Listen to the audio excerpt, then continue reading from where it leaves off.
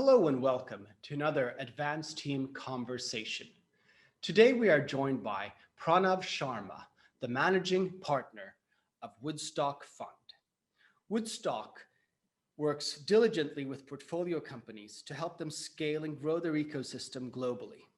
Woodstock has made early-stage investments in pioneering DLT companies, including Elrond, Covalent, Propine, Band Protocol, and Terra Virtua, an immersive digital collectible platform that specializes in NFTs.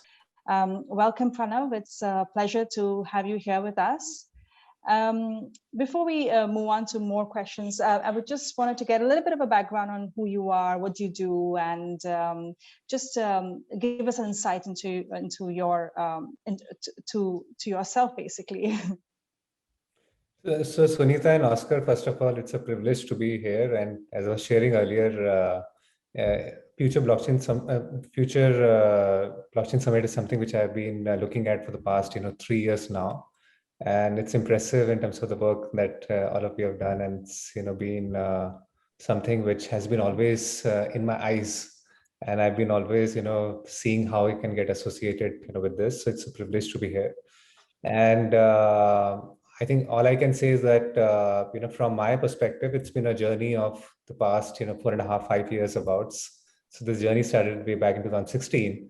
But I would say the seeds of this journey were sown in my previous life in traditional financial services, where I spent almost a decade and a half.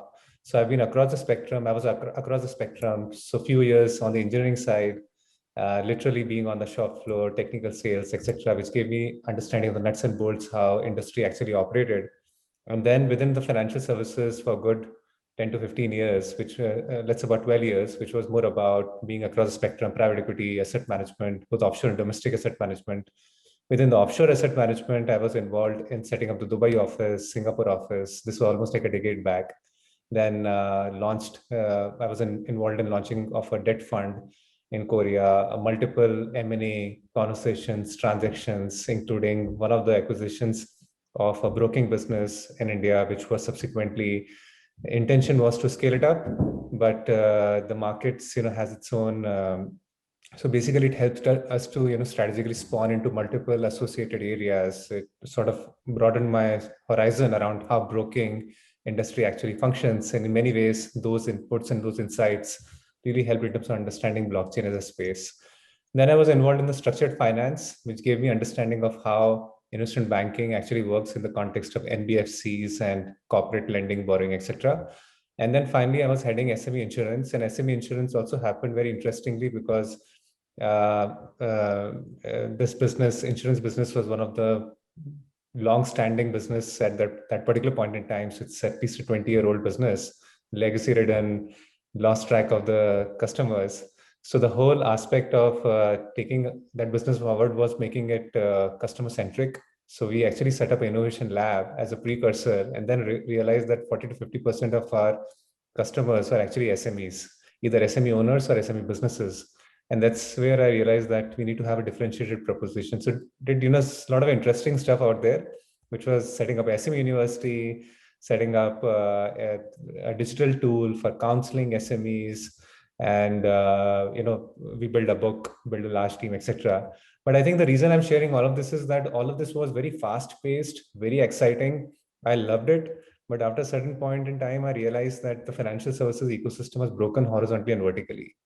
And no matter from where I thought I could fix it with whatever enthusiasm, passion, leverage I had, but I just could not. I think it was pretty clear that a new paradigm was required. And this new paradigm did not exist in the existing rails.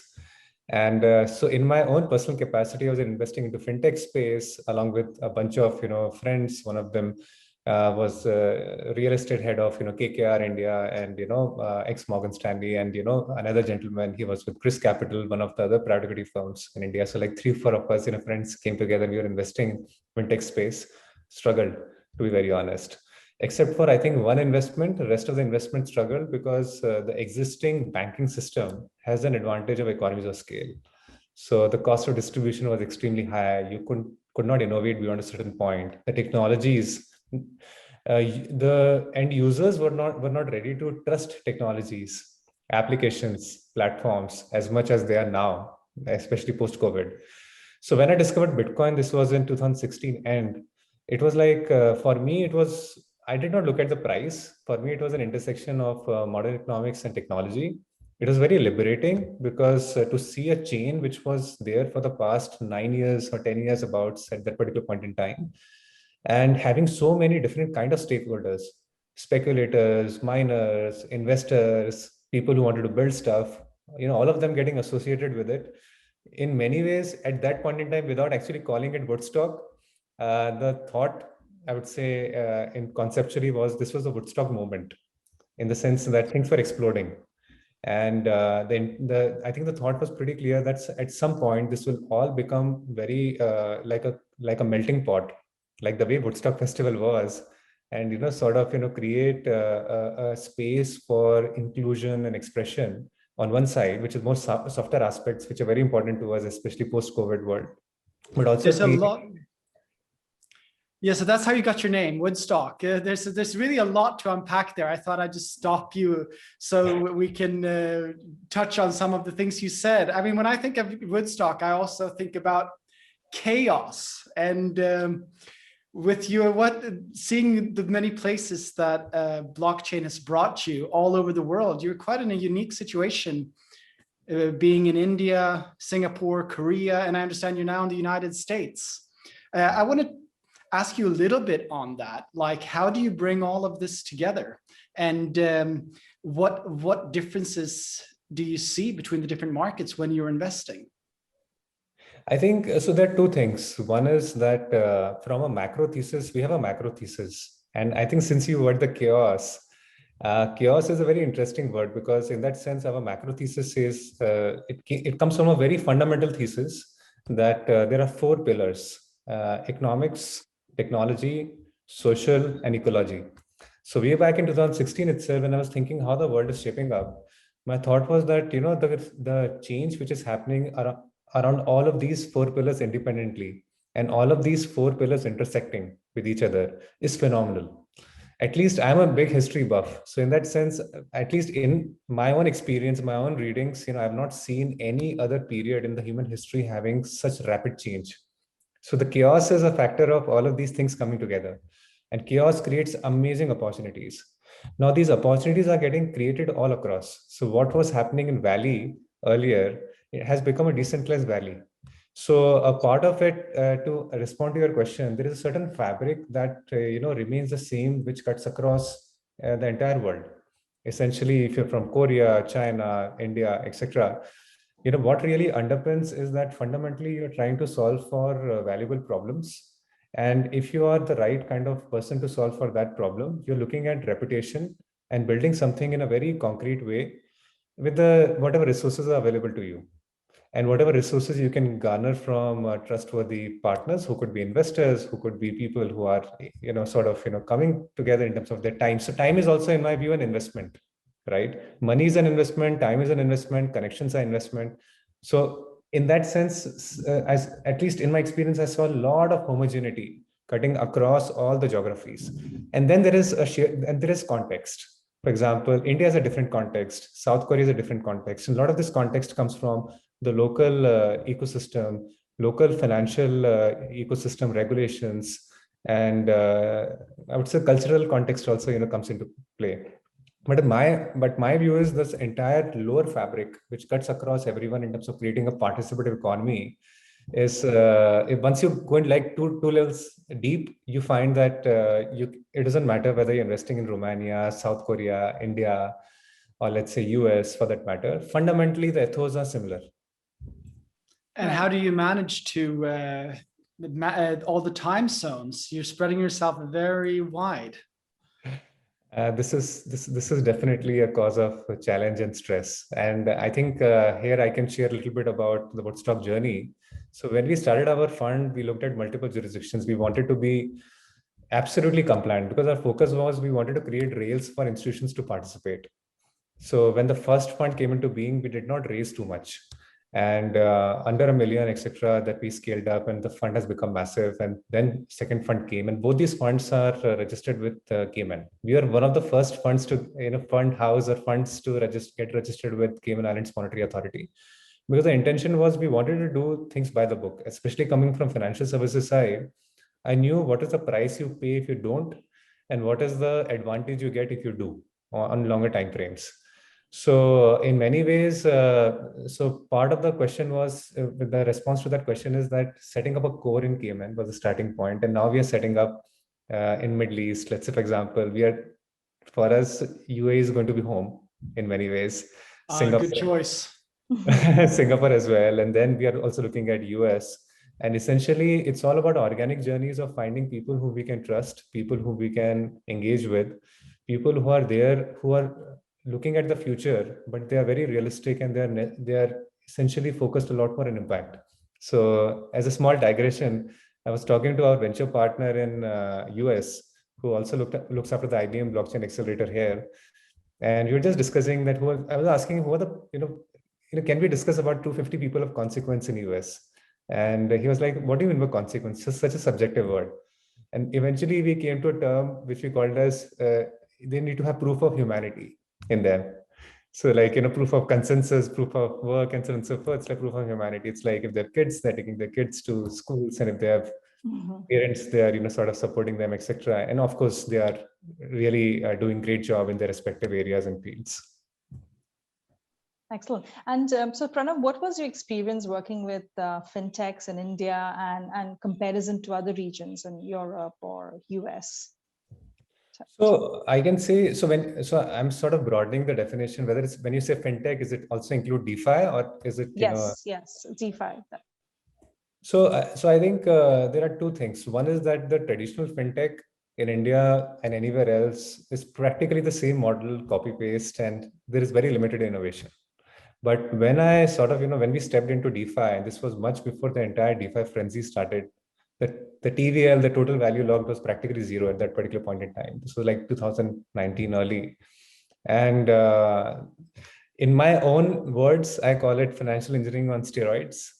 People will call it DeFi, but essentially, the tools which are getting created and the various wirings which are created to move liquidity and create possibilities of utilizing that liquidity and sort of channelizing it is brilliant. So in that sense, when we see innovation happening, I think a lot of innovation, of course, happened in Valley. So there are a lot of serious projects, which came from Valley. But in India, a tremendous amount of innovation is happening, in the sense that India has largest developer community, and there's so much of talent out there, and they have got the playbook. And so this playbook is very important in terms of how do you structure, what are the problems to be solved, what are the resources, how can you do the same work with 1/10 the resources to execute. And I see a lot of action now happening in Middle East as well, especially whether it is ADGM, whether DIFC, they are creating environment for accelerators to scale up, creating corridors between Singapore, Middle East, I would say UAE, and then California. So I think a lot of these accelerators will also play a very important role in terms of taking it forward. But my sense is that a lot of innovation happened in traditional places where there was talent, but now because the talent and the resources, the financial resources are more omnipresent, it's going to create much more distributed applications which are going to get built. I was talking to a dev shop in Dubai, and they've done a brilliant job in terms of creating some really two fantastic applications. Then even in I'm curious to hear what you think are the main strengths of Dubai compared to Singapore and India as a startup and as an investor. What are you looking at? We are competing now to become a financial hub and to attract startups and investors. I'm very glad to hear that you're choosing Dubai to be your home. So I think, Oscar, I can say two things right now. One is where, of course, Dubai had a strength for like a very long time, is access to capital. I think access to capital and access to qualified capital is very important. I will add that word qualified, which I think is there in Middle East, and it's ready to get deployed. So there's a lot of gunpowder. But I think the second point, which I think a lot of people ignore, but it is very important, is the regulator, and even in that sense, the country is focused on becoming a knowledge economy, and which I think that focus is kind of missing in other places. So I'm not comparing, I don't think, but my sense is the kind of push and the kind of embracing of becoming a knowledge economy that is happening, especially by the regulators, by the government, is phenomenal. It's like if the government is looking at implementing blockchains, becoming digital in the next couple of years, and so many things, including arbitrations, is happening through digital mechanisms. I think it is brilliant. It is like a sign for things to come. So I'm so optimistic. And one of the things which I can say with confidence is that one of the things which is my strength is looking at macro of things to come. I'm extremely bullish on Middle East and especially Dubai becoming a hub for these emerging technologies. So blockchain is one fundamental technology, but even other emerging technologies to come together to create applications, futuristic applications. I'm very bullish. Good to hear. So what projects are you working on in the Middle East? You're seeing a lot of potential. I'm curious to hear about the companies that you are investing in particular. So there is one company that Sunita also mentioned, Terra Virtua. And Terra Virtua, essentially, they have been, so there's one company and we are looking for many more to take this journey forward. So Terra Virtua essentially is into collectibles and AR/VR, intersection of collectibles and AR/VR. So what we call as loosely as NFT space right now, wherein there is a lot of action which is happening, especially in US and some other parts of the world, China parts and so on and so forth. So, but Terra Virtua has been into this much before NFT as a concept came in, because for them it was all about creating a possibility for retail participation into licenses and creating those visuals and those experiences that could create affinity and identity. So the vision has been there for the past few years, and essentially from the word go, when Terra Virtua came to us, or rather we were having a conversation with Terra Virtua. So David, who's an advisor to us, is also advisor to Terra Virtua. So when we were having a chat, David and I, my thought was that can this be a token play? Because it makes so much sense. And essentially, the entire community can come together. They can find more identity, more value unlock, and so on and so forth. So in many ways, Terra Virtua is one project or one startup, that we are extremely bullish on. But I think a lot of action is happening in DeFi space here as well. There have been certain projects which we looked at and we wanted to invest. But our intention is that if we want to be investing, then we want to be active investors. So I think setting up an office here, working very closely with the ecosystem regulator, will spawn off supporting many more projects. So that's the direction in which we are going. Sure. Next few months, you should hear a lot more. Sorry, Sunita. So I guess a lot of your job involves betting on people and ideas. How do you evaluate this? So you're right, absolutely. People build technology. It's not vice versa. At least we are not reached that point, right? As humanity. So I agree. It's all about people. And essentially, people are also a bundle of patterns. So it's like if we pay enough attention to each other and if we have longer conversation, we know that what patterns we have, what are the value system we have, how consistent we are into multiple conversations. And, do we execute what we speak? And there are many things, that, life teaches you as an experience. And I think this has been extremely handy considering my wide exposure in financial services to look at people and sort of understand the patterns. There have been cases wherein the product has been missing, but just, betting on the right founder, because for them, reputation really matters. For them, relationships really matter. For them, executing really matters. For them, including the team really matters. And just saying that they will get, if they're at point A, the point B is going to be definitely much bigger, much farther. It has been there. But I think just to say from a funds perspective, we have a very meticulous mechanism to do due diligence. So we have an investment team in place. We have like about 15 team members right now, which includes, investment team. So founding partner Himanshu, who will be there in October during the panel discussion that you have in the actual conference. So you'll get to hear, from him a lot more. But he's a math genius. And he has a very good handle in terms of understanding that from a mathematical, let's say from a token economics perspective, does it make sense to invest? Then we do a deep dive into the legal due diligence, that's where Rajesh comes in. He's a GC and he was involved in multiple transactions. He worked with some of the top law firms in India. Then we have an institutional desk, which we set up, which is, we have Shailesh. Shailesh was practically the deputy chief operating officer of Birla Sun Life Mutual Fund. So he has seen on all the sides. He was SEBI principal officer. Then he was also involved in the acquisition of and post-merger integration of ING PMS assets and setting up structures, globally. Prashant, Morgan Stanley, he was earlier with Morgan Stanley for a decade or so. He was ED there in UK. Then similarly, we have Indrajit, financial services once again. Trishant comes from intersection of media and technology background. Essentially, his family owns the third largest movie production house in India. So the reason I'm giving you a flavor of the team, and also that we have like 4 or 5 analyst associates who assist Himanshu in tech due diligence, is just to share with you that there's a lot of diligence that goes into understanding and validating the nuances. So typically we take anywhere between 3 to 6 months, ideally, to make an investment. But definitely if there's a bull market, then we use our judgment and experience a lot more so that we can crash the entire activity into like 15 days or so. But ideally, if you ask us, our sweet spot is to engage at least for 3 to 6 months, have conversations and invest. So I know a part of us is also waiting for a bear market or at least a cooler market, to come by so that we can spend more time with investing companies and take active bets on them or actively support them in their journey. Excellent.